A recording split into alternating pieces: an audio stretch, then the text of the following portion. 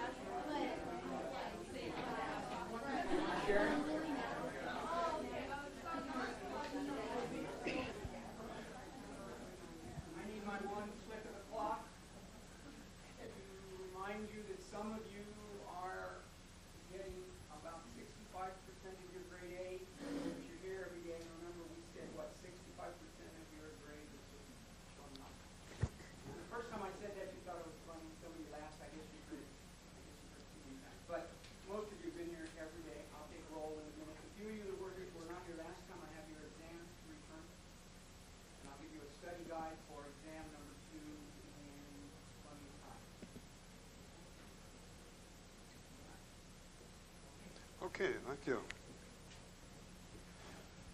Well, let's see. Any of you find anything in the newspapers that's interesting? I hope you're keeping up a semantic diary, because that's the way to help you to get it into your nervous system. And I'm very happy talking with one individual, at least, who's thinking about becoming a management and communication consultant. They need it. I mentioned to him, and sometimes I will toss out certain things in my communication seminar. I'm not going to go as far as this young lady wanted me to. Are you going to do some hypnosis? And I said, no, I separate my two careers as much as I can. You'd be amazed. Mention the word hypnotist to some people. They know all about you. See how we categorize people? And with some individuals or even some religions, it's a very negative thing. In fact, there was one dean, when she heard that I was a hypnotist, I think it was a negative reaction. And now they came over to my house and they want a chair at that university. There were two deans that came over, and I understand she's very much interested in general semantics. So Larry thought that I was going to set up, I said, making these videotapes are a marvelous way to get this information, because with other professors coming in, you will see the different definitions of the use of language, of semantics, and you're going to learn something from everybody. So this can be made available to other colleges and universities and high schools, because they do not have teachers like this. They do not have the opportunity to present all of this information. And you're passing on, and I'll talk about time binding, you're passing on to future generations. So I mentioned to him, and when you go into business, there are 6 magic words that lead to success. And that is find a need and fill it. And the tragedy in life is that too many people are filling needs far below their talents or their intelligence. And the tragedy in life is, whenever I drive by, you see a homeless person. You can't help everybody, but that's tragic. And most of them, I would say, have either gone into alcoholism or into drugs, or they're schizophrenics. And it's a tragic thing. And if you and I can have good mental health, the people who are successful in life are people who have good mental health. They are not violating these principles of communication. I can drive by a business and I kind of laugh to myself. I'll say, this business is going broke. And sure enough, several in the past year as I drove by. Why? They may have been in the wrong location, because the 3 important purposes or things in buying real estate: 3, location, location, location. And people think, they assume. I'll talk about assumptions. In fact, right now, all of you are sitting on your assumptions. I'm standing on mine.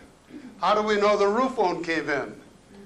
And this is what I lectured on at Northwestern University's Traffic Institute. The causes of accidents, 85% are due to human error. The causes of accidents are due to semantic misevaluations. And so I tied in the causes of accidents along with the barriers to effective communication. And that's what I'm teaching you here, the barriers to effective communication. I've chosen 4 basically that I found to be the principal, operational, pragmatic ones. And I haven't even gotten to the first one yet. I've set the stage by giving you the little quizzes. Do you think you've changed a little bit since I started? I don't think you'd answer the questions the same way. And this is why I'm going to send to Larry all the stuff I have, Larry. You've started a wonderful communication library. And I mentioned the young man. When I first started to teach success motivation, when I first came here, besides working at the Catamaran Hotel, I was having communication seminars.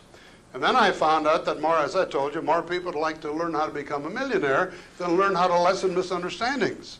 But then I started teaching communication first, and then the laws of success. But then I switched that, and so I have a 13-cassette series.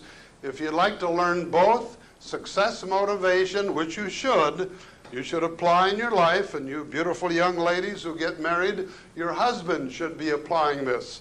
Because the tragedy in life, you see, is if they don't learn the principles and apply them, they're not going to earn a living. And it's tough today. Things are so expensive. So Larry, I will send to you, if you'd like, my 13-cassette Success Motivation and Effective Communication Seminar. In fact, I just sent it to the International Society of General Semantics.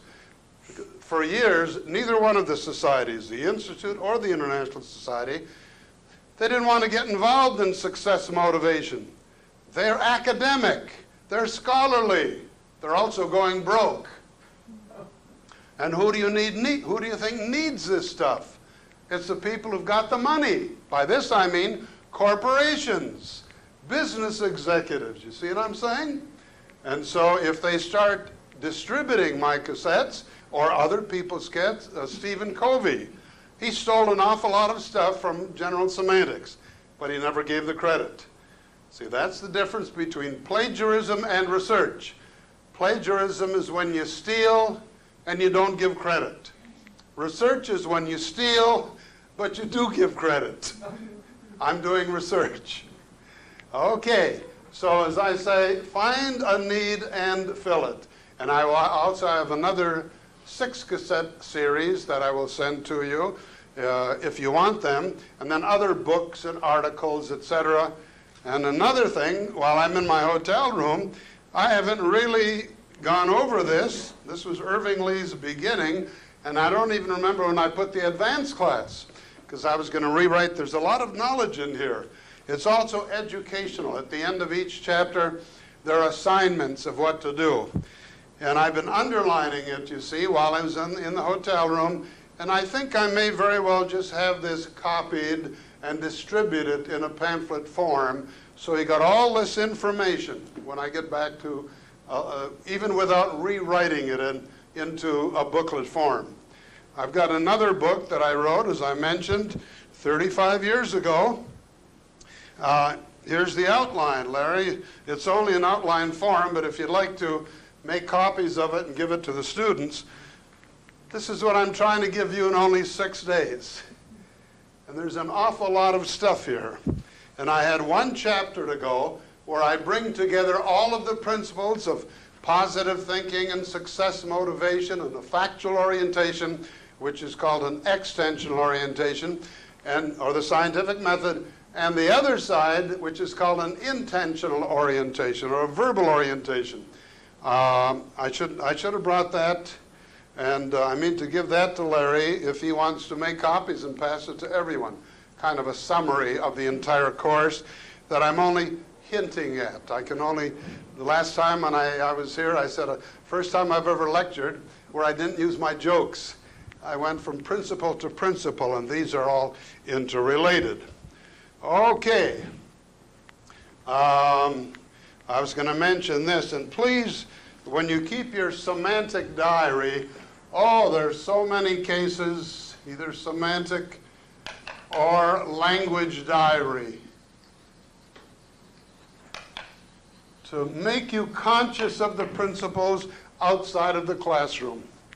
You will only put into your nervous system what you put into the diary. It's a good way to make you conscious. And some of the things are so tragic. fathers killing their kids. I don't have accidents, fights, arguments, disagreements, unsane behavior, insane behavior. And we're trying to train you and me, we got to work on ourselves, sane behavior. I don't have time to get into, and when I was teaching the Traffic Institute, and Dr. Lee was teaching the long-term course, we train you how to be a trained observer.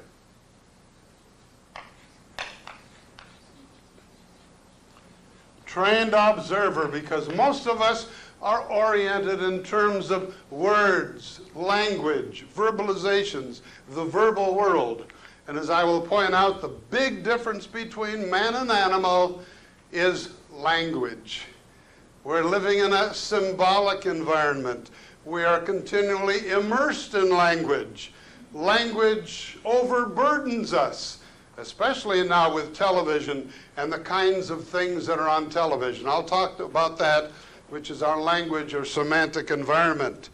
But relative to a trained observer, notice compared to you and I, this was in San Ysidro. 4 Chicago residents were in federal custody yesterday after they tried to smuggle 8 pounds of cocaine inside their shoes. Well, the essence of this is, and I don't have time to read all of this, but these inspectors, they're trained observer. They found cocaine inside of their shoes. Well, how many of us are trained observers? And at the Institute of General Semantics, we had sessions in listening, in observing. In fact, let me stop talking for 1 minute. And by the way, when I'm not teaching or when I'm not on stage, people would say, "Are you really Dr. Dean? You're so quiet." I don't have to be on stage all the time as many entertainers, or especially comedians, are. But just observe and listen to what you didn't before. Let's take 1 minute. Look around. This is training and extensionalization, where you can really look at a person. I don't care what label they have on you, what race, nationality, profession, those are words. But can I see you? Can you observe the world of reality? Training and extensionalization.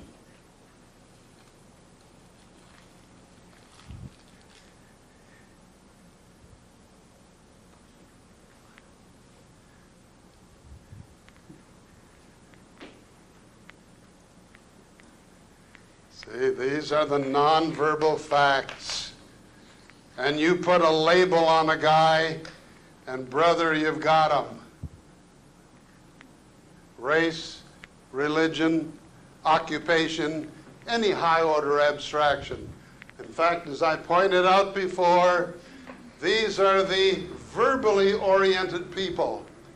And you and I have to be trained to respond to facts, which are people, situations, things, not in terms of the label that you put on them, but in terms of the nonverbal facts. I don't have time to get into the important principle of indexing, but indexing, Korzybski is literally trying to change the structure of language. You didn't realize that language has structure, but man or woman, one, is not man or woman, two. I talked last Wednesday about the Ku Klux Klan mentality, where all black people are the same. And I wish we had more of the minority. When I was teaching these principles, you know, in small talk with my buddy Ken Norton, Hedgemon Lewis used to come down when I hypnotized Ken. We need this kind of training. We stereotype people. We act as if they're all the same because uneducated or ignorant or stupid or racially prejudiced people, they act as if they're all the same. And we need training to make us respond intelligently. None of you are the same out there. But words can engulf you in one general label. Here, Arianna Huffington is a Republican, right wing. And I enjoy listening to the people on television.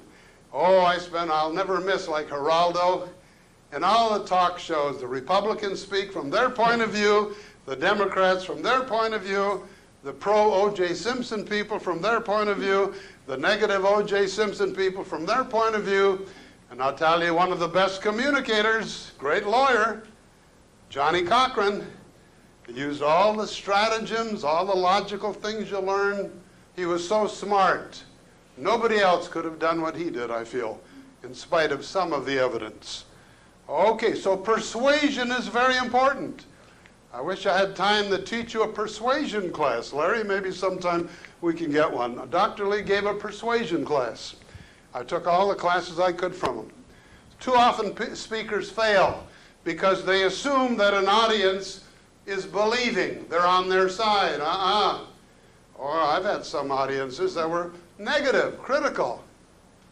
There's a believing audience, they're with you, they're on your side. There's the critical audience, there's the hostile audience, there's the bored or apathetic audience, there's the sophisticated or aloof audience. And I'm going to give you a whole semester's course in 2 minutes. Yes? If everybody is different, how can you group an audience into one category? What's that, honey? If everybody's different, how can you group an audience into one category? How can you categorize people? No, an audience, a whole audience. Okay, in terms of persuasion you're talking about. Okay, that's part of the job that you as a speaker has to do. Before you give a speech, see if you can analyze the audience. Admittedly, it's a heterogeneous audience because always people who will be some of each one. But more or less, a believing audience, generally speaking, they're with you. And what you do in a public speaking situation to a believing audience, let them know right off the bat what you want to persuade them on. Perfectly okay. They're on your side. The critical audience, they're neither for nor against. This is the judge or the jury. And what you need to do with a critical audience, you've got to give them evidence. Judge or the jury. But that's not enough. If they're really critical, you've got to give them evidence of that evidence. And sometimes public speakers fail because they don't give them the second order evidence. Third kind of an audience, the hostile audience. They're against you or what you stand for. And what you do, the first 2/3 of your speech, you hold off or you allay their hostility. You do everything in good sense, basically, to hold off their hostility. If this is a group of daughters of the American Revolution, and I'm a member of the Communist Party, I think that's a hostile audience. Well, I'm not going to talk about politics. I'm going to talk about the football game last night. I'm going to talk about gardening. You give them what Harry Overstreet calls yes, yes material. Things that you know that they will agree with you on. All you are trying to do is change them from being hostile to being critical. Then if you meet them again, especially if you're a salesman, you give them information to a critical audience, and then hopefully you can change them into believing. But let me assure you that you cannot get to everybody. Public speakers fail because they try to do too much, and they think it's easy to change a hostile person or audience into believing. It is not easy. First of all, you must sell yourself. This is called the ethos of the speaker. E-T-H-O-S. In Aristotelian and other rhetoricians, you have ethos and pathos. Ethos is the character of the speaker. Winston Churchill had a lot of ethos. For his audience, for his jury, Johnny Cochran had a lot of ethos. It's relative, obviously. The pathos is using pathetic appeals, emotional appeals. But you and I have to try to establish ourselves as a person. This is what I had to do as a nightclub hypnotist. The kids trusted me.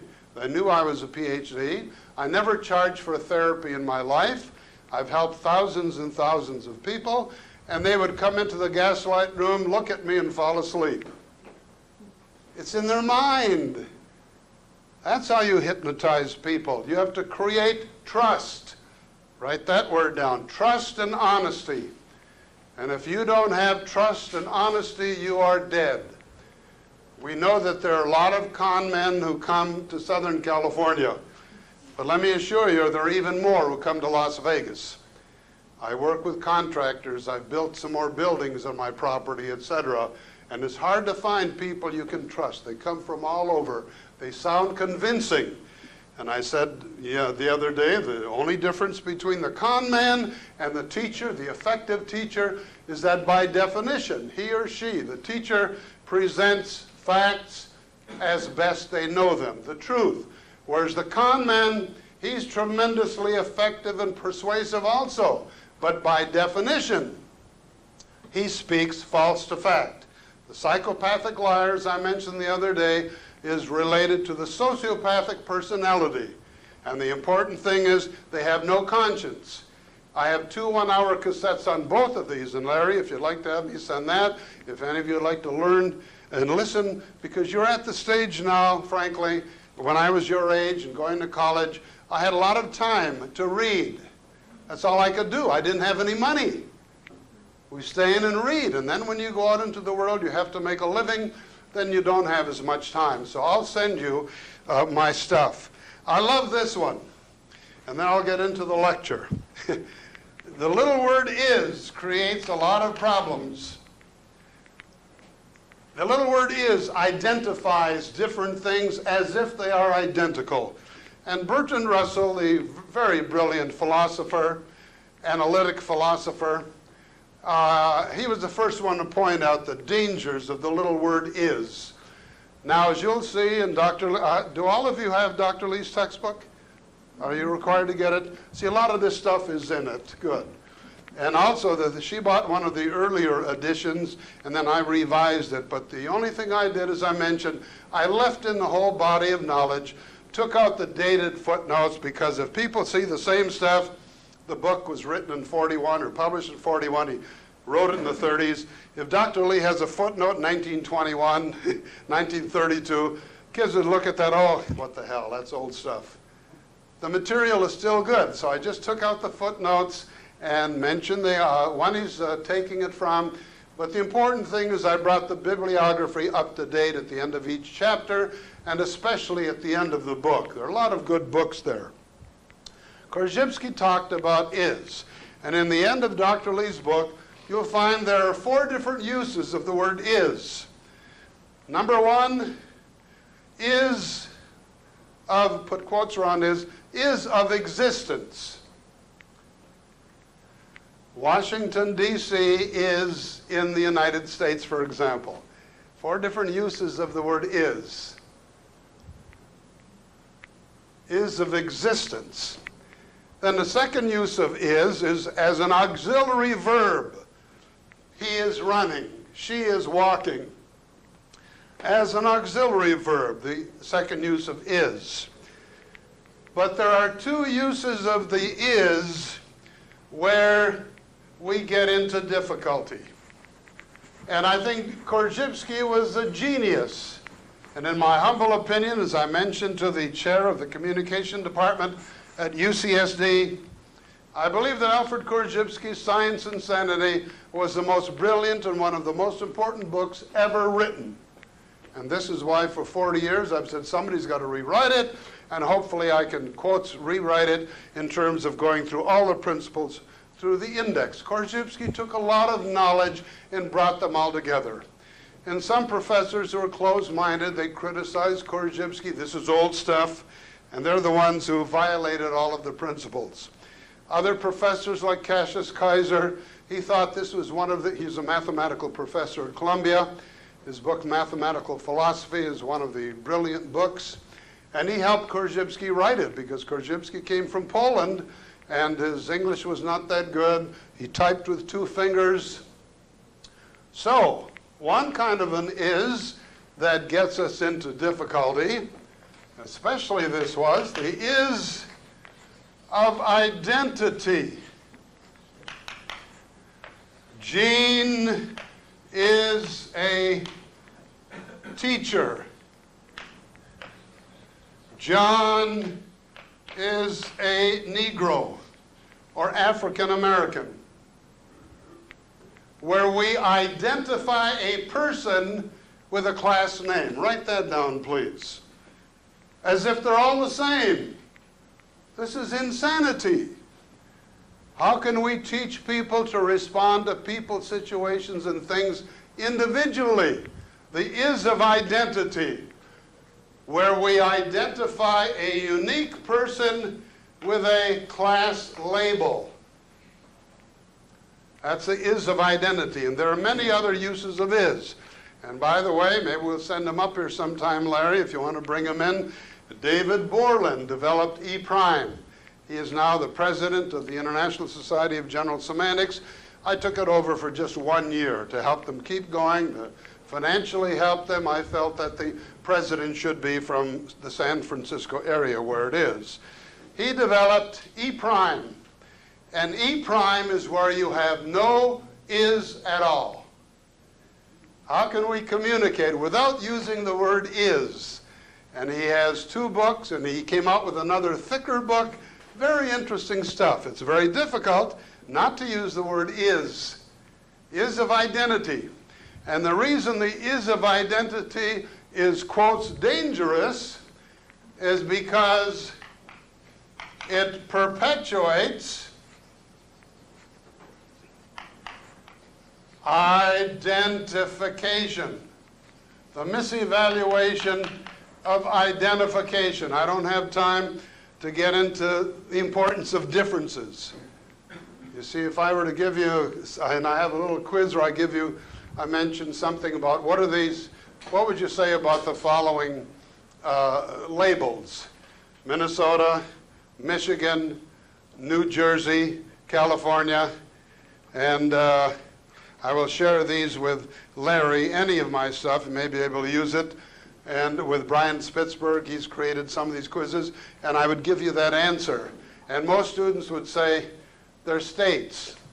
But that's pointing out the similarities to be found in the world of reality. We have no difficulty seeing similarities in people, situations, and things because our language emphasizes similarities. But I don't see anyone here who's exactly the same as the other person. You see, the trained observer will see differences. Write that down, please.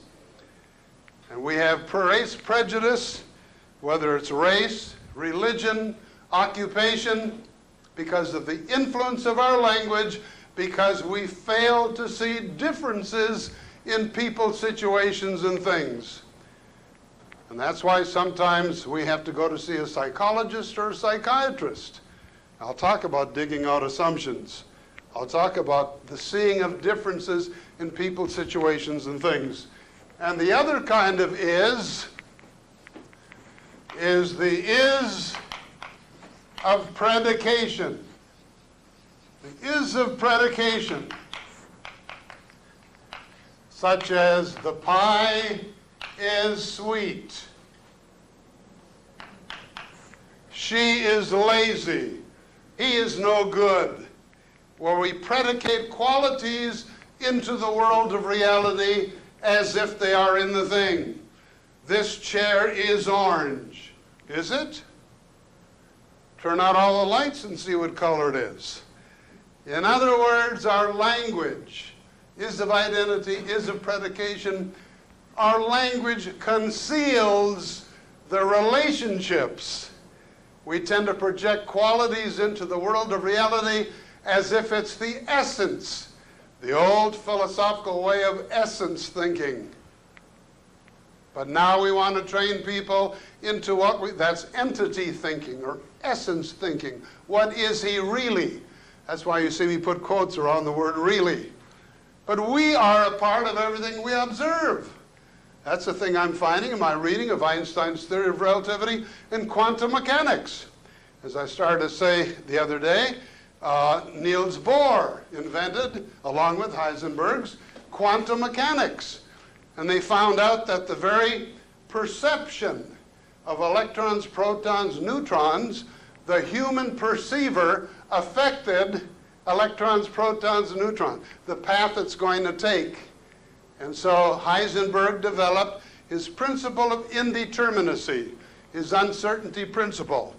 And instead of talking about what a thing is in terms of certainty, they talk about statistics. They talk about probability. And I will talk about the difference between assumptions of certainty and the assumptions of probability. That's in my little booklet, Why Do We Jump to Conclusions? I'll be giving those lectures next week. And then I will give to Larry, I might be kind enough to bring 5 of each one, four booklets. Understanding, I've got 500 of each in my office here. I still have an office in one of my buildings. But they were chapters of my big book, you see, and I did print those, and I've got many more chapters.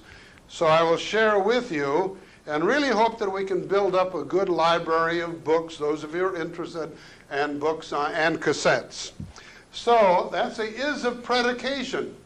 It conceals the relationship between the person and the world of reality or others. Everything is relative. That's Einstein's theory of relativity. A guy with a beautiful young lady for 2 minutes, well, that's one time factor. And a guy sitting on a hot stove for 2 minutes, that's another thing. Relative. So relativity shows the relationship between people, situations, and things. And think in terms of relativity. This is called ecological thinking. This is called ecological thinking instead of essence thinking. Ecological thinking. Ecology is the study of organisms relative to an environment. You and I in one environment are different people in another environment. Am I right? And you cannot separate a person from his environment. When you try to separate a person from his environment, this again I mentioned the other day, this is called elementalism. Splitting verbally that which cannot be separated empirically. You cannot separate an organism from its environment. How does an amoeba really behave? Remember the one-celled animal? And I'll talk about that.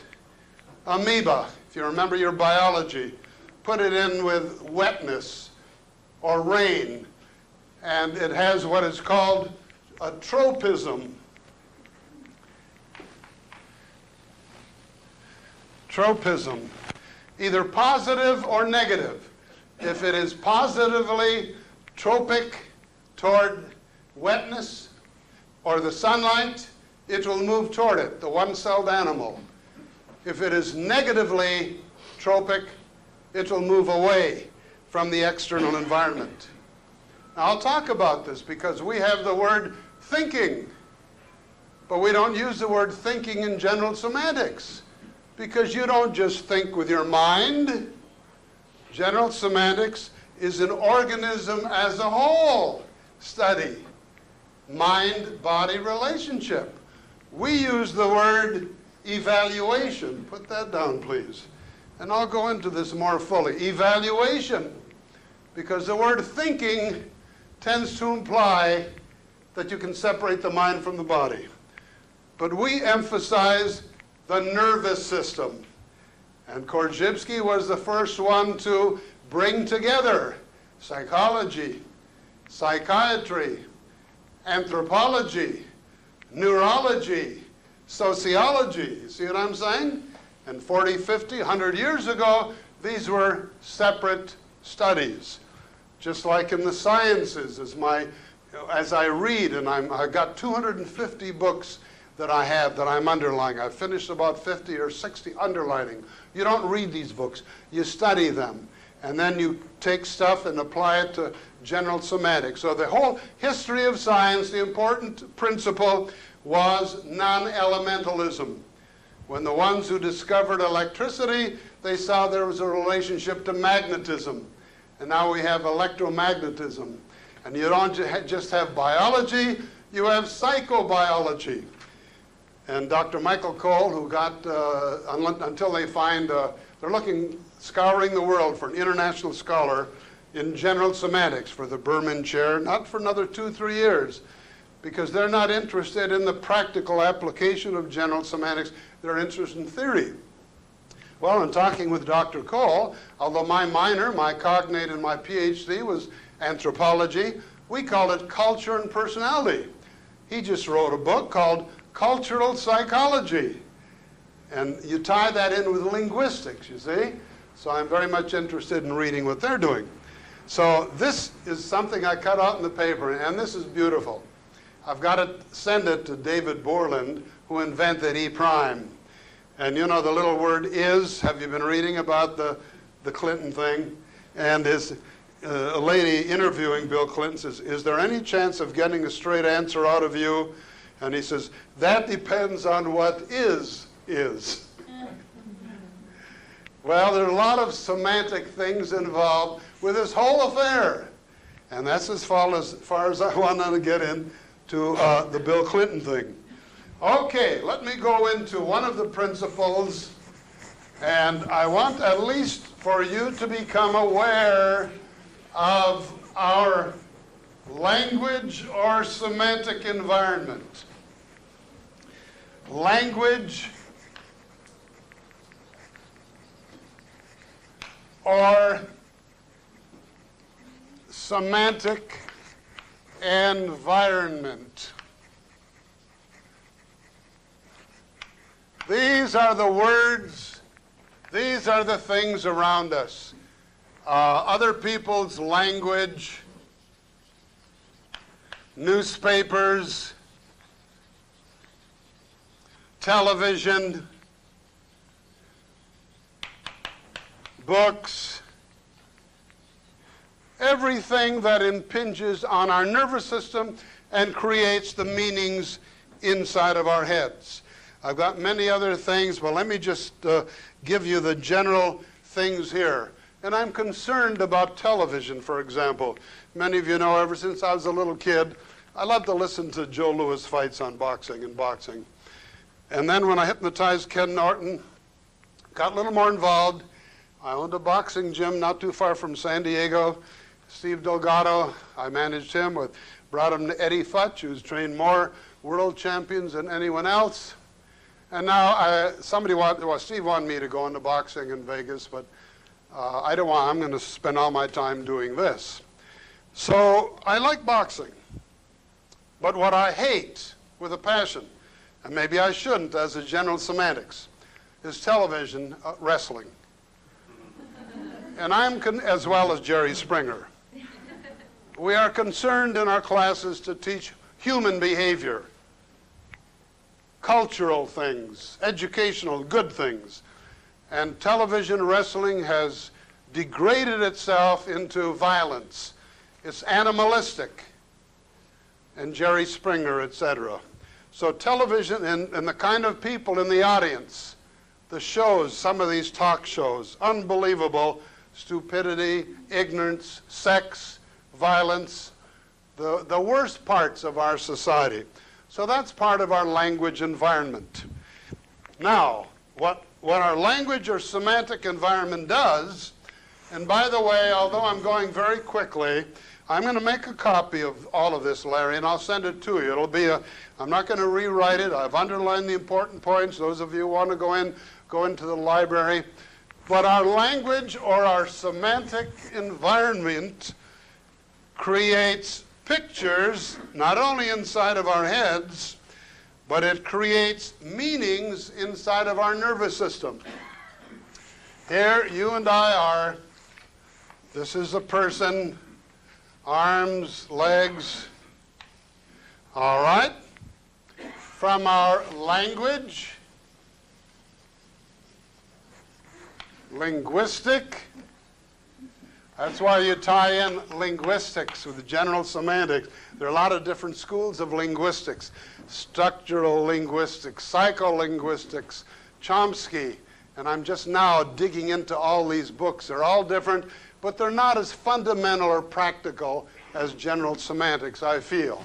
So you have language or linguistics or symbols. You see, only man lives in a symbolic environment. And I'll give you the difference between man and animal. And because of our language, linguistic structure, the very structure of our language, because of all the different kind of symbols, inside of our skins is our, let's call it, our neuro-semantic environment. Inside a nervous system, neuro is of or pertaining to our nervous system. Semantic always refers to meanings. So all of you have a different neuro-semantic environment. And we not only have a neuro-semantic environment, we have a neuro-linguistic environment, which is inside of our skins. It affects our nervous system, the structure of language that we use. And we all have a different neurosemantic meanings inside of our skins. Notice I'm not using the word thinking. I'm using the word which is non-elementalistic. And what we do is evaluation. You see, the word evaluation is a non-elementalistic term. You cannot separate the mind from the body. You cannot separate your nervous system inside of your skins from your language or semantic environment outside of you. That's non-elementalism. Elementalism is when we try to study each one of these things separately. Now, our language or semantic environment creates in us certain assumptions. And this is so important. The unconscious assumptions we live by. They're usually on the unconscious level. The unconscious assumptions. This is why I said all of you are sitting on your assumptions and I'm standing on mine. And we're not aware of it. You know how general semantics has been valuable to me as a nightclub hypnotist? Immeasurably. Because when I give a post-hypnotic suggestion, and a post-hypnotic suggestion is that I hypnotize them, and I base my whole show not on making fools of people. Some people say, well, you're making fools of people. I base my whole show on making people look good. They're singing. You come on my show, I tell you you're Madonna or Elvis Presley or whoever they choose, they tear the house down. They say, I can't sing. See, that's the most important part of my show, helping people to live up to their fullest potential. And one of the greatest pleasures I got the other night, see this young man, doctor now. I was at the Alamo. It used to be the Alamo nightclub. I closed there because it was the same owner. Young man was playing pool in the back with another buddy, and he says, Dr. Dean, yeah, I took your seminar, success seminar in 1982. I was on probation at Mesa College. And after taking the course, I got a PhD in engineering at UCSD. He owns his own company now. And I didn't ask him how much money he has. That's irrelevant. Because remember, and write this down if you want, money doesn't make a person. Character does. Money doesn't make a person. Character does. And if you have good character, if you're honest, intelligent, if you apply the principles we're talking about, a factual orientation, you will earn money. And don't be ashamed of earning money. Notice I said earn. You don't make money. The only one who makes money is the one who works in a mint. You and I have to earn it. And if you want to earn more money, write this down. The only known method of earning more money is to expand your service to others. Got to use your gray matter to think, how can I expand my service to others?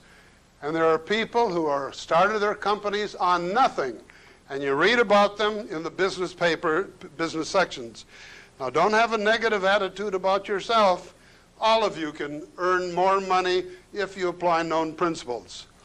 Write the two words down, self-talk. Self-talk. Because the most important kind of communication that you and I do is not the kind of communication we do to other people. It's the kind of communication we do to ourselves about ourselves. And you find who really have bad self-communication are people in the mental institutions that I'll be talking about. False assumptions. Okay, so from our unconscious assumptions, or here we have premises 1, or assumptions. Premises 1 lead to theories, whatever theories we have. Theories 1, assumptions, or what we take for granted.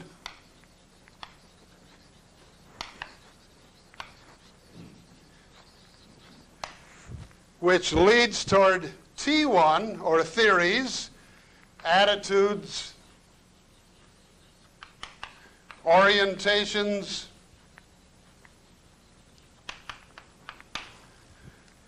which leads to, let's say, IR1, or internal reactions, meanings inside of our skin, visceral reaction, which leads to OR1, overt reactions.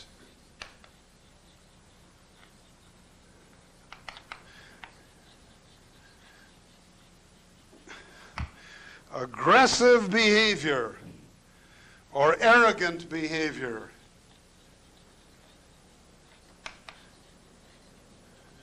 And so the important thing is that you and I try to dig out some of the assumptions we live by. And they are fundamental. Most people, you see, and then if we have a different set of premises, we got premises 2, which are completely different. These are positive unconscious. Well, let me give you a good example. P2 will lead to certain theories 2, which will lead to internal reaction 2, which lead to overt reaction 2. And the best example that I find all the time are when people have come up to be hypnotized. It's hard for you to realize, but I can tell with almost 100% accuracy the ones will be hypnotized and the ones that won't be. I work in my hometown. I happen to have been the only entertainer left this year. They had Tony Bennett there. Johnny Cash and I supposedly were the only ones to pack the place.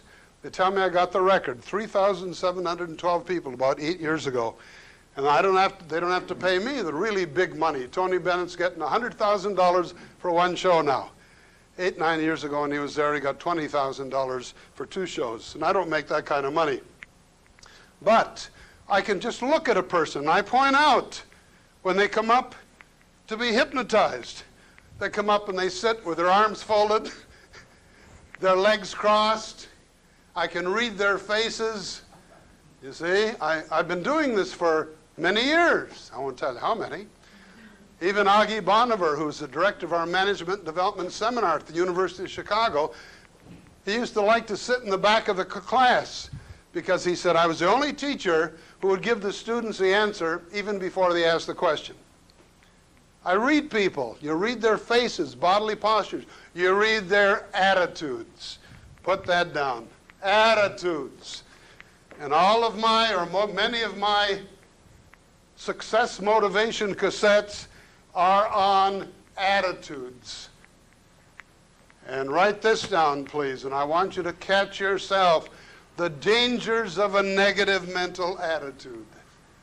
And people don't realize this because they're not taught this. Have a positive mental attitude. And write this down, please. The only thing that you can control is your own mind. What you can put into it. Your own nervous system. And you're going to find out, and I found out, people have told me, you'll never get your PhD. My old speech teacher, in fact, one of my old students who was with me, she said, you'll never use your voice. With your voice, you'll never become successful. And I was a radio and sports announcer, nightclub hit. I used my voice all my life. But people will give you negative suggestions. I've got many examples here. Here's an example of an unconscious assumption, and this is where you tell the truth. In California, a psychiatric patient was asked if he were Napoleon. He craftily said no. A lie detector showed that he was lying. When John Kennedy was running for president, I'm against Kennedy, said one retired Atlanta railroad engineer, but I'm not going to explain why. You might be a Catholic.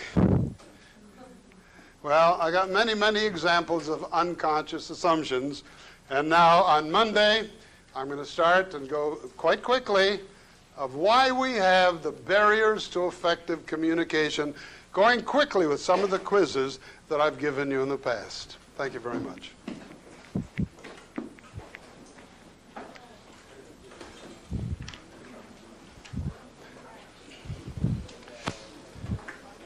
I took some.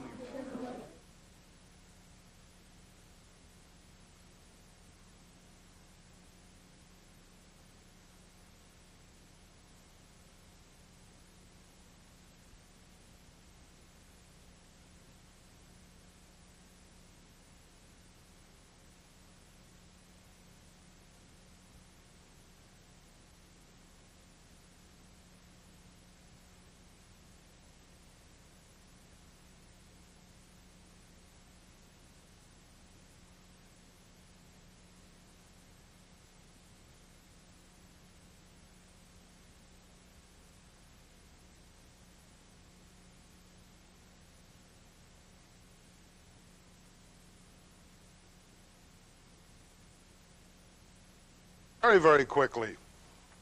Some very technical. I'm not going to give you a whole semester's course on the importance of the introduction, body, and conclusion of a speech.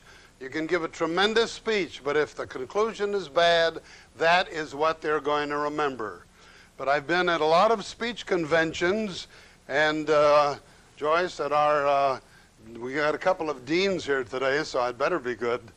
But at the speech, the Berman's press conference, I gave this illustration, and I talk about this because I've had speech teachers in which we gave only one speech. Unbelievable. When I was teaching public speaking at Northwestern University and the Illinois Institute of Technology, I would have my students give at least 5 speeches in a semester. You could only learn to be an effective public speaker if you have the opportunity to do it. And if you want to be a leader, you've got to be able to speak to hundreds or thousands of people. Tremendously important. And even at speech conventions, I would see some of the professors would stand up and say, one of the reasons why my public speaking students are so ineffective is because they have no audience contact, no bodily motion, no vocal projection. I have literally seen that. So I want to make you conscious of just a few of the things if you want to become an effective speaker, because I noticed this in the difference between Dr. Lee and other speech professors. When I was in junior high school, and this was perhaps the greatest training I've ever had as far as a profession, I went out for oratory. And we had one of the old public speaking instructors in junior high school yet, Edna Gayshoff, who came from Boston. She taught the old elocution style. And you know, when we're young, you're afraid if you look at the audience, they will unnerve you. So we would memorize the Gettysburg Address or whatever speech we're giving. She would underline the important points, and in the third paragraph, look to the right. Don't look to the audience, because they will unnerve you. And then the fourth paragraph, second page, use a double gesture. this kind of a mechanical thing. Public speaking must be normal and natural. But let me just hint at a couple of ideas other than the body of knowledge that you will learn in public speaking. Number one, and I think you can see I can use it a little bit, is called vocal projection. I've had many public speaking teachers, you could hardly hear them, as if the body of knowledge of rhetoric were unavailable. This goes all the way back to Aristotle, Quintilian, many other rhetoricians. And you know what my theory is? When I was teaching public speaking at the Illinois Institute of Technology, we were in the large technological auditorium. And I would go outside of the building, and I would tell my students, shout to me. And what I'm saying, and write this down, please, and just think about it.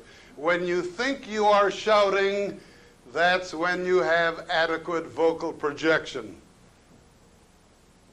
When you think you are shouting, that's when you have adequate vocal projection.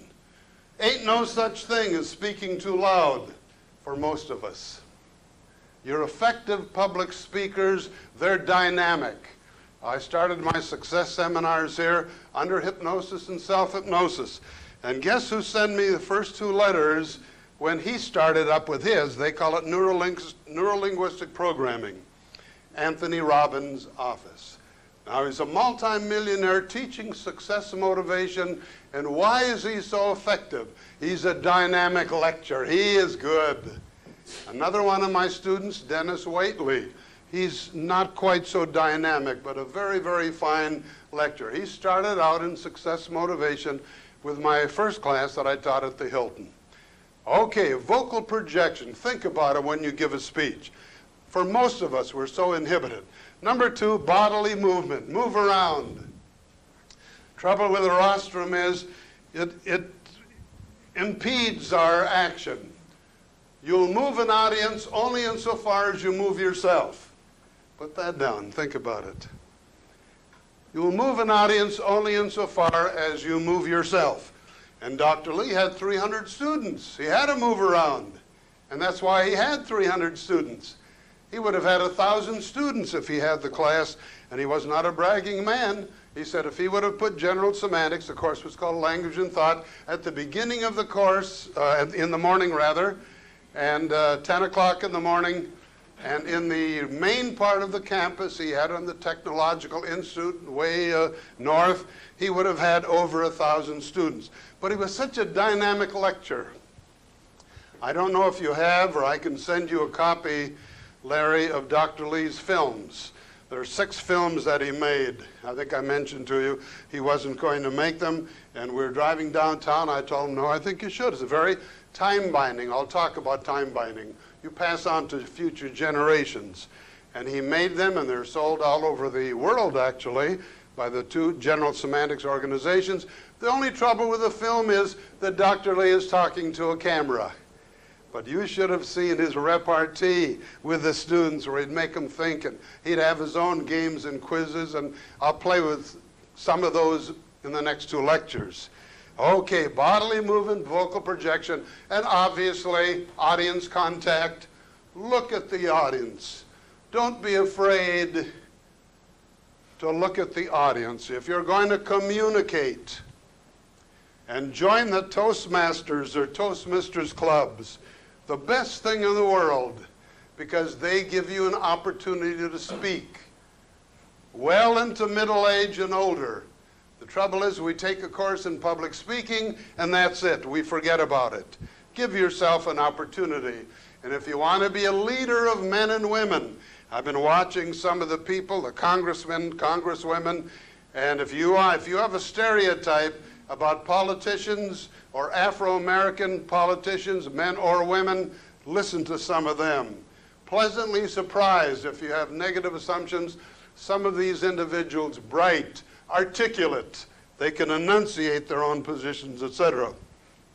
Audience contact, gestures, make it normal and natural, just as you're communicating one-on-one. I was teaching Chicago police officers public speaking. I'll never forget this. And I had one black police officer. He didn't even want to give a speech. And I told him, well, why don't you, he was sitting in the front, why don't you just turn around for the first speech and talk to the class, okay? I also had another black detective sitting in the front. And then his second speech, I told him, why don't you stand up and just look at the audience and give your speech. Well, at the end of the course, you couldn't shut him up. In a public speaking course, you can actually see change of behavior. One of the things that we question in education, how do you know that your students are getting what you are articulating in class? How do you know if they're changing their behavior? And on general semantics, I had one example. The little quiz I'm giving you, I gave the whole quiz at the beginning of the course. And then at the end of the course, I gave them the same quiz. And one executive came up to me, and I thought he was mad at me. He said, you mean to say I was this goddamn dumb? He had about 60 or 70 wrong out of 85 questions, and at the end of the course, he only had 7. Another executive in my class said, you know, you're making life miserable for me. My wife keeps asking me, what's the matter, John? Are you sick? He says, I don't fight with her anymore. I ask, what do you mean? Well, you change your behavior. You become scientific. And I don't think that you know how unsane we are, how insane we are, and I'll talk about insane, unsane, and sane ways of behaving. So gestures, bodily movement, vocal variety, think about that, and you will be a leader, because if you want to be a leader, you have to be able to speak to hundreds or thousands of people. Okay, now again, if I have a little time, I can talk about how to study, because I didn't learn this in class. I had to learn this the hard way. I told you in high school we played basketball and football in 4 feet of snow. You're a sissy if you read a book. But when you go to college, you got competition, and you better learn how to read. You better learn how to study correctly. So I'll very quickly share some information with you that really helped me. I'll do that before the course is over. I told you the other time we have premises and we have unconscious assumptions. And the most important thing in our behavior are the unconscious assumptions that we live by. In fact, right now, all of you are sitting on your assumptions. I'm standing on mine. We must assume, and this is when I taught semantics and safety at Northwestern University's Traffic Institute. The causes of accidents are exactly the same as the causes of misunderstanding, due to human error, jumping to conclusions, assuming more knowledge than you really have, assuming your brakes will hold. You look through your rear view mirror and you don't see another car passing you. And you're pretty surprised when you pull left and there is one there. You see what I'm saying? The assumptions, people who walk up high step ladders, they assume that the next rung will hold them. Alfred Korzybski was coming across on a boat, and he was going to sit on a chair like we usually sit on chairs, you know, and by definition, by verbal definition, a chair is something you sit on. It's something that'll hold you. He sat gingerly, and sure enough, the chair broke from under him. He was conscious of assumptions, okay? There are a lot of cases like that. Now, this is called logical fate or logical destiny by Cassius Kaiser first, the famous mathematical philosopher. I read an awful lot of mathematical philosophy of Cassius Kaiser. He was the first one who helped Korzybski write Science and Sanity and wrote one of the best compliments to Korzybski's general semantics. And logical fate or logical destiny is from our unconscious assumptions, our thinking or our behavior logically follows. From our unconscious assumptions, our thinking or our behavior logically follows. And that's why it's so important to dig out the unconscious assumptions or the assumptions, which are usually unconscious, that we live by. Basically, this is all that a psychiatrist or psychoanalyst does. People who are having difficulty, they go to a psychiatrist, he digs out some of the assumptions that they live by. Albert Ellis developed his psychotherapy using Alfred Korzybski's general semantics. Steve Covey borrowed an awful lot from general semantics without giving Korzybski credit. Here's a good example of an unconscious assumption. In California, a psychiatric patient was asked if he were Napoleon. He craftily said no. A lie detector showed that he was lying. When John Kennedy was running for president, "I'm against Kennedy," said one retired Atlanta railroad engineer, "but I'm not going to explain why. You might be a Catholic." Here's another example. During a heated campaign in Cincinnati over fluoridation of the water supply, a woman called the Enquirer to say that she didn't vote for fluoridation because she felt it wasn't anything for the average citizen to decide. So she declared, "I voted against it." Like the little quiz that I gave, some of you, most of you should have said, "I don't know," remember? Which one is more handsome, Abe Schwartz or Tim Condon? Which one is more beautiful, Diane Darling or Elsie Zadrowski? You answered. And then when I queried you further, the answer should have been, "I don't know." You can't tell by a name, but you answered it. Other examples here, oh boy. The young father was telling a group of friends what a bad time he had when his baby was born. Finally, a young matron inquired, "Who had that baby anyway?" The young man nodded toward his wife. "She did." He answered quite seriously, "But she had an anesthetic."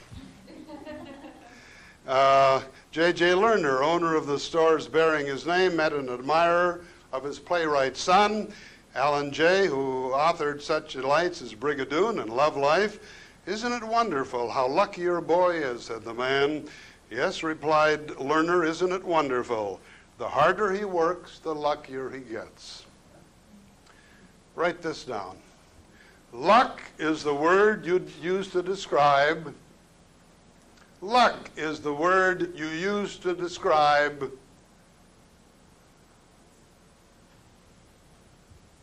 the success of those you don't like. Luck is the word you use to describe the success of those you don't like. I don't believe in luck. You create your own luck. The only place you'll find luck is in Las Vegas. And that's why I don't gamble. The only thing in fact, there are only two things I gamble, and this is what I teach in my success seminars for many, many years. Number one, I'll gamble on real estate in San Diego 35 years ago. Number one.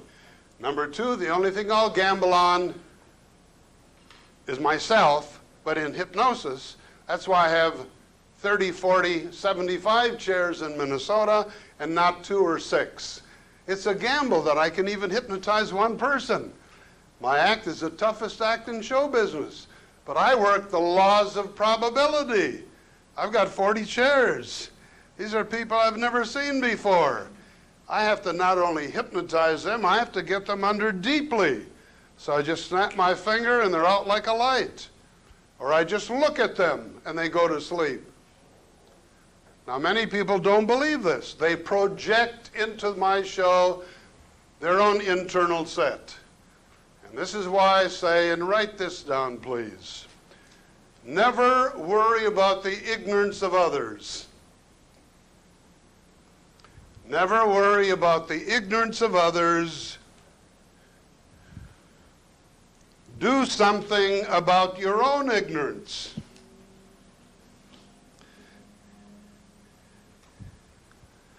Do something about your own ignorance. We are all ignorant in many ways. And this is why you are attending a university. So you overcome your ignorance with knowledge. I have to say this because people who come to see my show, they walk up to me and call me a phony. I had one guy, and later on we found out he was schizophrenic. He dragged his wife off my show. He didn't believe his own eyes. I had another hypnotist later on from Pennsylvania who came to see my show. He didn't believe what he saw. He says, I'm a hypnotist myself. You can't hypnotize him that fast. Well, they don't understand the psychology of my show. This is why I stayed in San Diego for 30 years. Youngsters like yourself were hypnotized before you walked in the nightclub. You establish a reputation. They believe everything is right between your two ears. And if I go to another city or Las Vegas and I try to start all over again, the conditioning process, it can be tough as heck. After I came here and people believed, then it was much easier. And write that word down, belief, belief. Believe in yourself. Too many people don't believe in themselves. This is communication. Your subconscious mind automatically returns to you whatever you feed it. You put in garbage, garbage in, garbage out. You put in belief in, success will come out. And that's what the book Think and Grow Rich, and especially Psycho-Cybernetics, is all about. Your mind, your subconscious mind is just like land. Plant roses and you'll get roses. Plant weeds and you get weeds. And you should read these kinds of books on the mind and success and the positive mental attitude. That's the important thing. I mentioned attitude the other day. Okay, let me move on to this here. Alfred Korzybski in 1921 wrote his first book called Manhood of Humanity, in which he postulated the difference between man and animal. Aristotle said man is a rational animal. And as I mentioned the other day, Korzybski used to walk up and down and thunder, oh yeah, where the hell is it? We see a lot of ignorance, a lot of stupidity, a lot of misevaluations, fights, arguments. I almost hate to pick up the Las Vegas newspaper. You see X number of killings every day. You talk about animalistic behavior. Unfortunate. Well, how can I train you? How can we train ourselves to behave maturely, intelligently? Okay, this is one answer. So in Korzybski's book, Manhood of Humanity, he said there are at least 3 different kinds of life. Number 1 is plant life. And he wanted an operational definition. Not some mythical, philosophical, religious definition, but in terms of what do we do? We have all kinds of definitions, okay?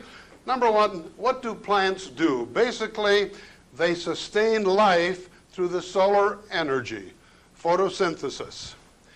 But the important characteristics of plants, A, they are one-dimensional. They are chemistry binding.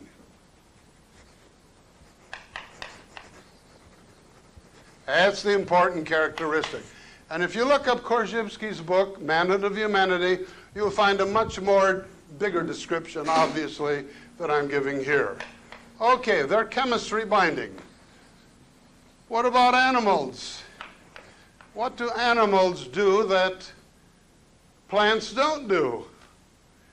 And if we had more time, I'd try to dig it out to you, from you. But what do animals do? They move around in space. They move around.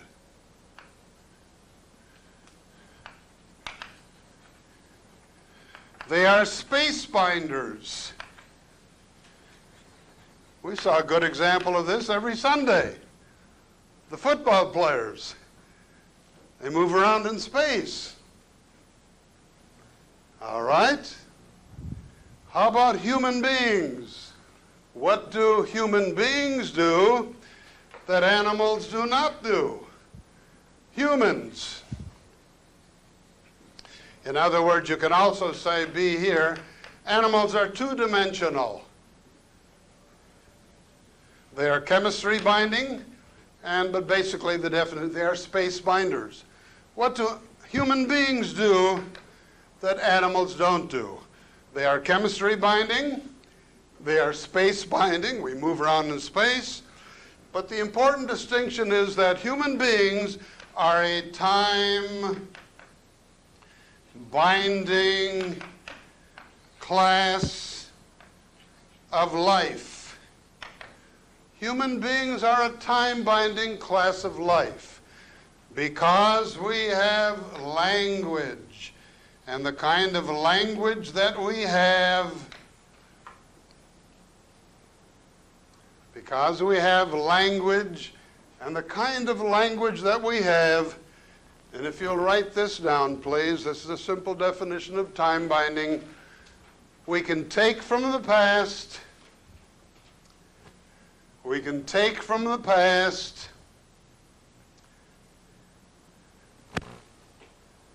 summarize, digest, and pass on to future generations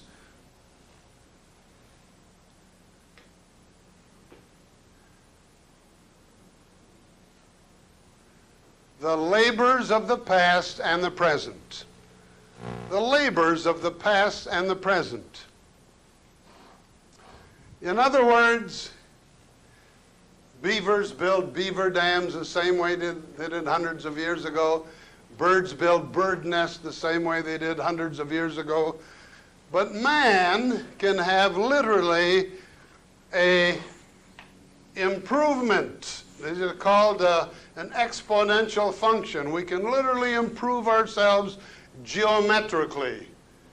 Animals may, not even almost to an arithmetic kind of progression.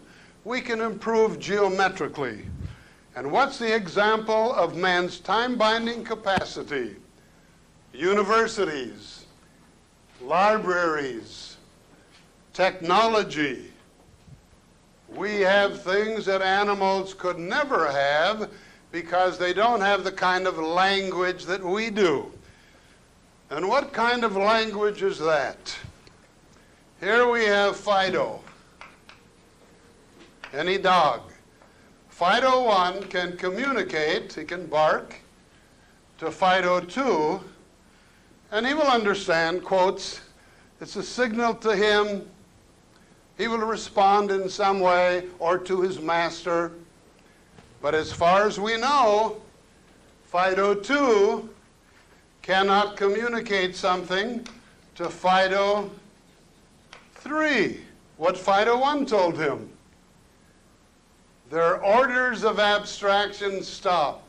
Korzybski said usually after one or at most 2 orders of abstraction. But because we have the kind of language, you can say something to her, she'll say something to her, she'll say something to her.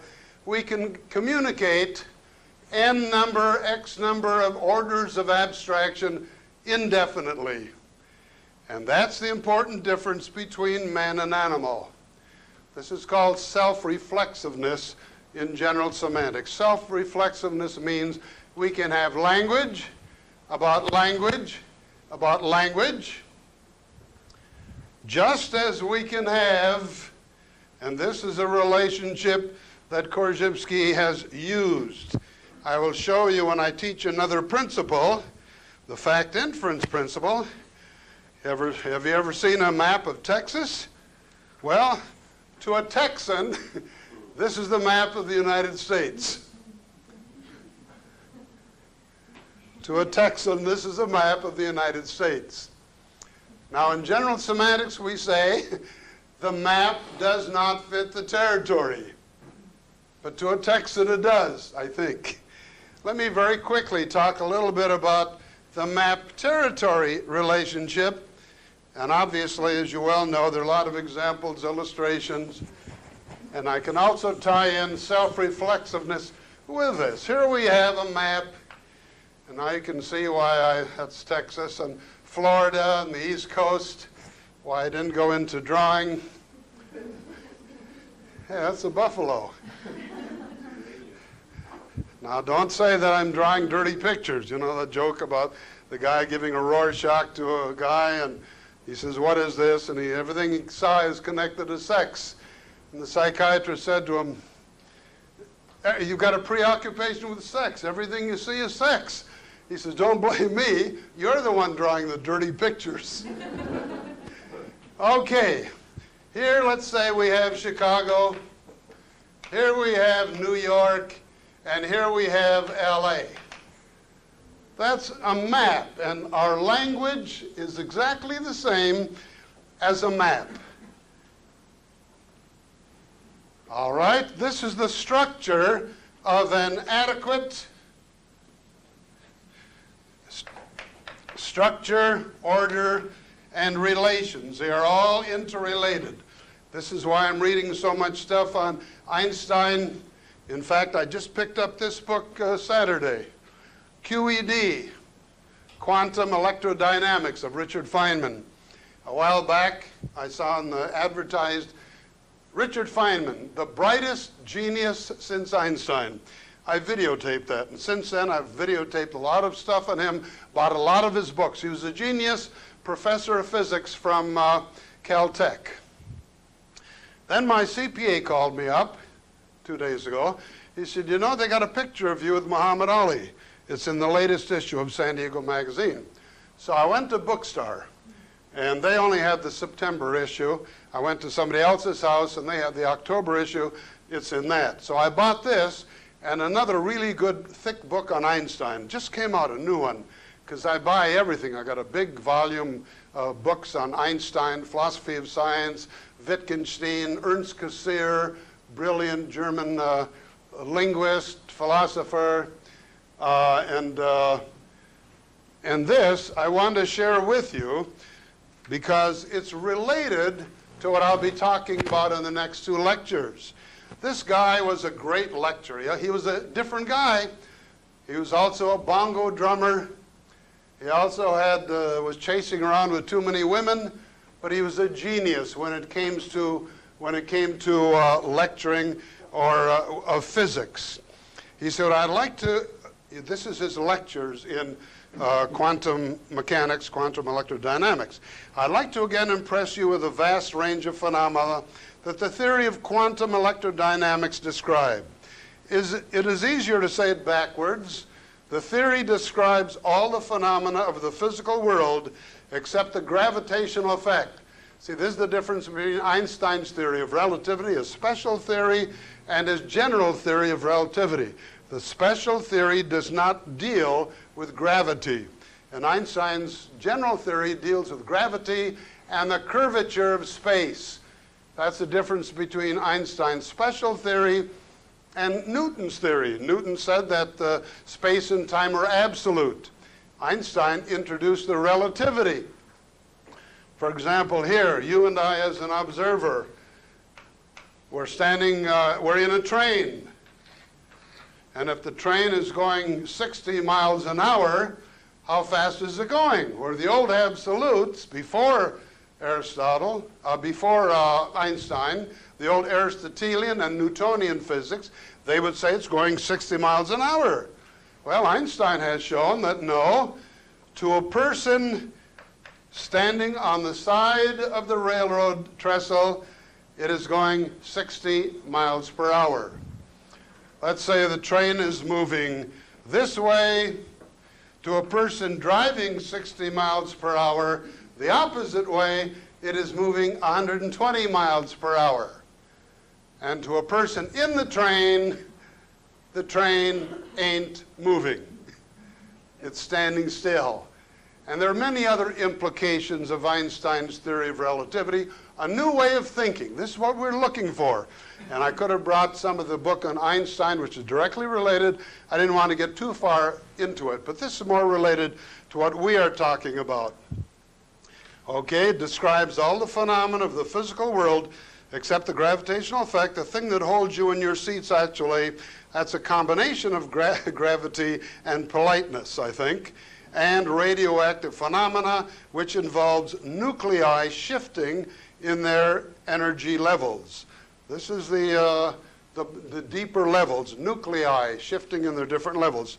So if we leave out gravity and radioactivity, more properly nuclear physics, what have we got left? Gasolate burning in automobiles, foam and bubbles, the hardness of salt or copper, the stiffness of steel. So in order to understand the real world of reality, we got to get down to subatomic particles, electrons, protons, neutrons. But our Aristotelian assumptions are based on the macroscopic world. Aristotle and the old philosophers didn't know anything about underneath this table is the mad dance of process, change, electrons, protons, neutrons. And even after Einstein, we have post-Einsteinian thinking that the smallest particle now, there's even one smaller than that, it's called a quark. It was discovered not too long ago. And the latest theory, the smallest particle, the superstrings. This is called the theory of everything, which is very interesting. Okay, he says, I must clarify one thing. When I say that all the phenomena of the physical world can be explained by this theory, we don't really know that. Most phenomena are familiar with involving such tremendous number of electrons that it's hard for our poor minds to follow that complexity. Here again, the structure of the world of reality at Aristotle's time was simplicity. They didn't know very much, but we're still using the language structure that Aristotle used 2,000 years ago. Okay, now here's what I want to get across to you. We physicists are always checking to see if there is something the matter with a theory. That's the game, because there is something the matter. It's interesting. But so far we have found nothing wrong with the theory of quantum electrodynamics. It is, therefore, I would say, the jewel of physics, our proudest possession. The theory of quantum electrodynamics is also the prototype for new theories that attempt to explain nuclear energy, the things that go on inside the nucleus of atoms. There was something else that I wanted to get to, basically. Maybe I was reading the wrong thing, but he was talking about people who find it unable to listen in his classes. And he is asking basically, and I will tell you the same thing in my class, just keep an open mind in everything you do. But some scientists, when they approach, and this is why quantum mechanics is in terms of probability and statistics, not in terms of certainty that we had before Newton, not in terms of determinism, although Einstein still believed in determinism when he died, but indeterminism. And in a future lecture, I will give you what I call the assumptions of probability. It's the easiest thing in the world to have misunderstandings. And we have misunderstandings because we assume. Notice the word assume. And when we assume too much, this is what happens. It makes an ass of you and me. And people who have never had this kind of training, and all of us basically, we project meaning into people's words. Now, normally I don't lecture on that. I'll give you the little quizzes, but you see what I'm getting at with the little quizzes, how we quotes normally project. Because I want to help you to get this into your nervous system. You haven't learned until you behave this way. We've had people study general semantics for 40 years. They jump to conclusions. They have false assumptions. They identify as if all students are the same. If you want to read a good book on economics or symbols in our society, read Thorstein Veblen.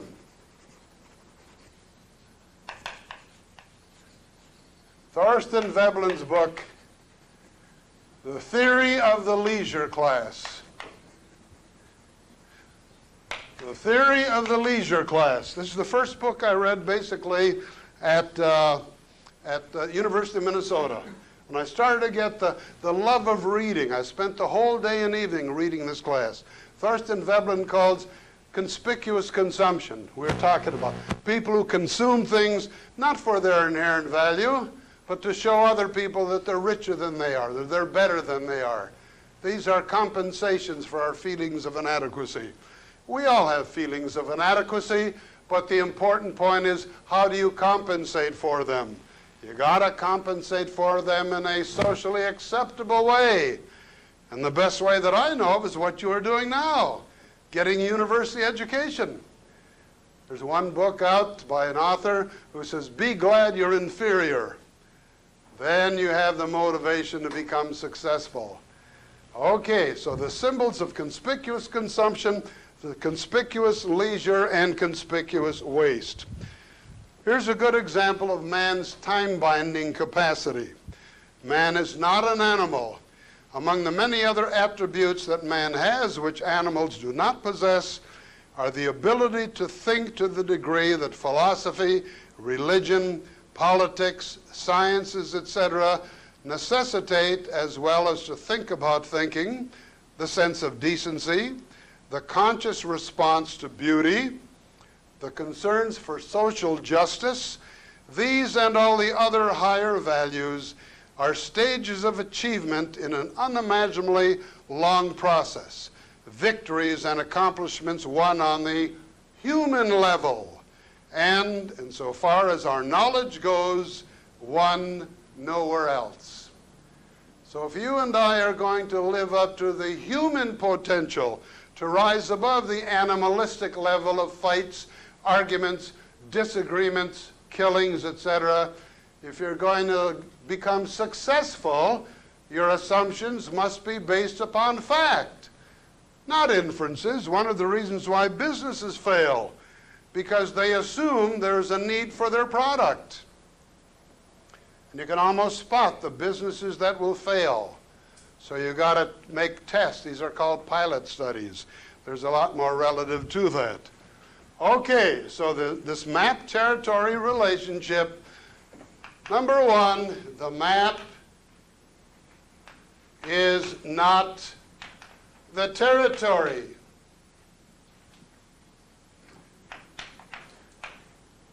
The map is not the territory. And related to that, the word is not the thing. The word is not the thing. Remember the very first day I told you to print your finger and tell me what you felt. I asked you, what is this? And wrote on the board. I showed the eraser, wrote the word on the board, and after a little training, you found out that the piece of chalk is not the same as the word chalk. But we identify the two. We confuse the two. Okay, map-territory relationship. The map is not the territory. The word is not the thing. Number two, the map does not cover all the territory.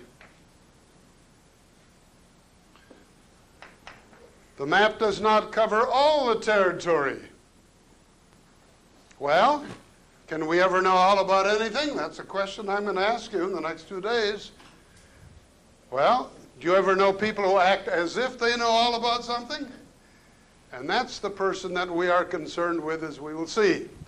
And the third characteristic of the map-territory relationship is called self-reflexiveness. Self-reflexiveness.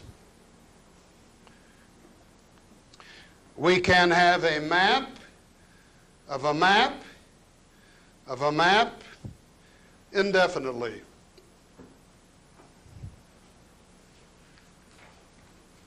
We can have a map of a map and language about language indefinitely, and that is the similarity between a map and a territory.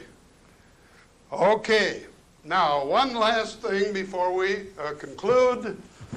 It's extremely important, as you will see, that we have the kind of human behavioral manifestations rather than the animalistic reactions. Here we have one kind of a reaction. All human behavior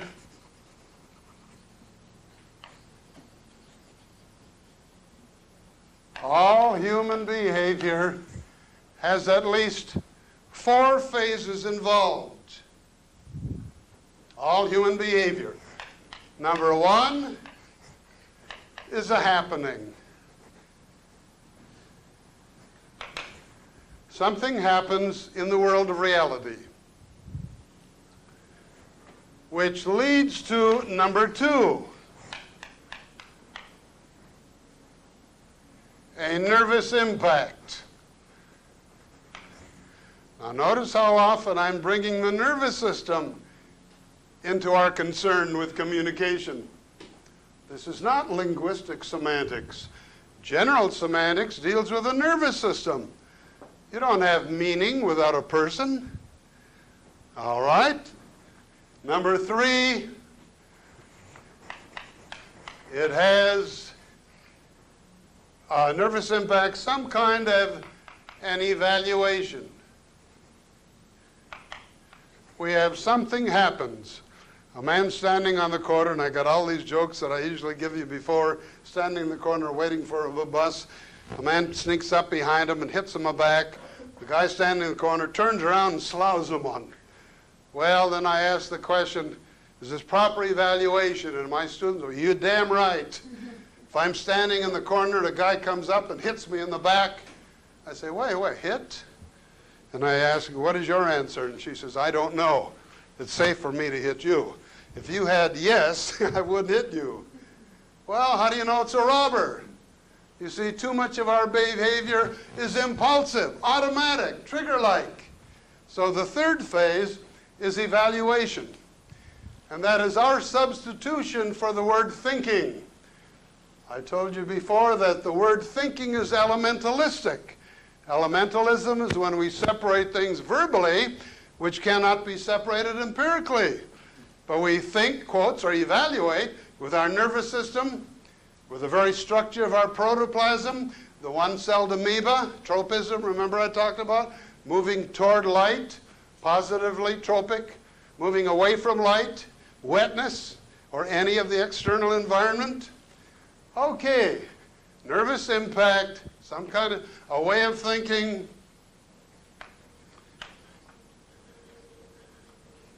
Sizing up the situation.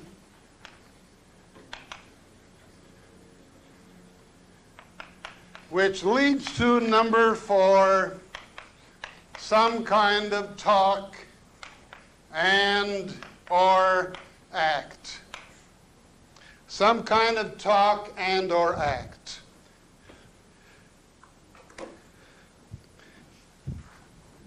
Now, in this number 1, there is what is called a reflex action. It's quick, stimulus controlled,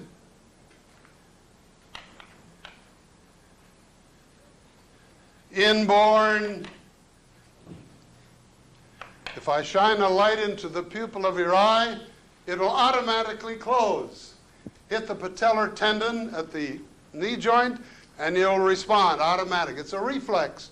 Hit the plantar tendon at the base of the foot, you'll get a reaction. This is inborn. It is not learned or conditioned. Okay? That's a reflex action. And I could give you other examples from Jakrzyński's book, Medical Psychology. But number 2, there's another kind of a action, which is the important misevaluation in general semantics. This is called a signal reaction. The signal reaction is quick, automatic, stimulus controlled. It looks like number 1. But the difference between the reflex action and the signal reaction is that it is learned or conditioned. It is learned or conditioned.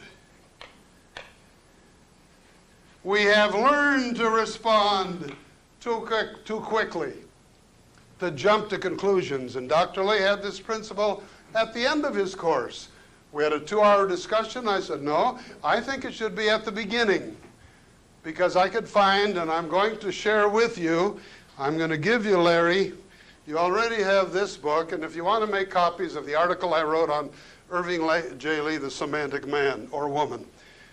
When he died, I wrote the article, if a person were to apply the principles of general semantics to his own behavior, how would he behave? You're welcome to choose anything from this book, and you can get it. Before I leave, and this is what I'm teaching you on, I'm going to my office. I still keep an office in one of my buildings. I've got hundreds of books. I don't even try to sell them. I'll be lecturing why do we jump to conclusions, the closed mind, adolescent misunderstandings, understanding and being understood. I've already autographed some of these to you. You can have today this book. These were 32 of my columns. For 3 years, I had a column in the San Diego Evening Tribune, mostly on success motivation. And I took the 32 or so that were directly related to general semantics. Each one is only a couple pages. And Larry, I'll give this to you already autographed to the faculty and students here. And this one, I told you to pick up Oliver Reiser's book, The Promise of Scientific Humanism. If you're interested in what I've been talking about, pre-Aristotelian thinking, Aristotle's thinking, Korzybski's, I published, or International Society, I give them the money to publish, the Oliver Reiser's book on pre-Aristotelian, Aristotelian, Korzybski thinking. That's part one. Then I've got a few more articles here. I'll put this here so you can get that. So the third kind, very quickly, the intelligent way of responding is the symbol reaction. The symbol reaction, the intelligent way of behaving, is the pause, is the delay, is the observation, is the analysis. This is the human way of behaving. This is the mature way of behaving. You see, with these four, with the signal reaction, we go from the nervous impact, we bypass the evaluational phase, and we talk and or act. But with human beings, all four phases of these are involved. And in your diary, look for examples, illustration. Now, on Wednesday, we will start with a definition of proper and misevaluations, but I very quickly go over the other three barriers to effective communication. The first barrier to effective communication is the signal reaction. That's the first one. Second one will be jumping to conclusions. The third one will be the allness orientation, the assumption that we know it all, the disease of psychological arteriosclerosis, kind of hardening of the attitudes. And the fourth barrier to effective communication will be on why do we have misunderstandings. Thank you very much, and see you Wednesday.